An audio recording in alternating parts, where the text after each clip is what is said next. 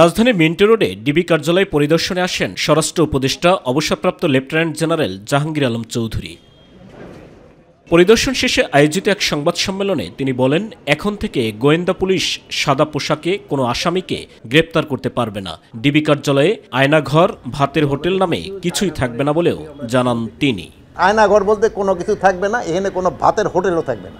আর plus এই ডিবিদের ক্ষেত্রে এইও বলা হয়েছে যে এরা সিভিল ড্রেসে কাউরে অ্যারেস্টও করবে না, তাদের জ্যাকেট অবশ্যই পরিধান করতে হবে, তাদের আইডি কার্ড শো করতে হবে।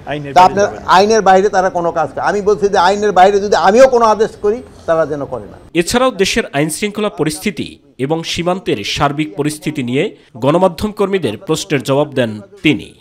আমাদের বর্ডার যেন শান্ত থাকে এবং আমাদের যেন কোনো রকমের কোনো অসুবিধা হয় না, এই ব্যাপারে আমরা পুরাটা সজাগ আছি এবং বর্ডার কিন্তু পুরা আমাদের নিয়ন্ত্রণে আছে। এর আগে রাজধানীর আগারগা পাসপোর্ট অফিস পরিদর্শন করেন স্বরাষ্ট্র উপদেষ্টা। পরে সাংবাদিকদের জানান, মেশিন রিডেবল পাসপোর্টের পরিবর্তে চলতি বছরের ডিসেম্বরের মধ্যেই সরকার পুরোপুরি ই পাসপোর্ট চালু করতে চায়। আর এখন আমরা বলছি যে এই 31 ডিসেম্বর এই বছরের ভিতরে সব আমরা ইলেকট্রনিক পাসপোর্টের ভিতরে যাব, এমআরপি আর থাকবে না।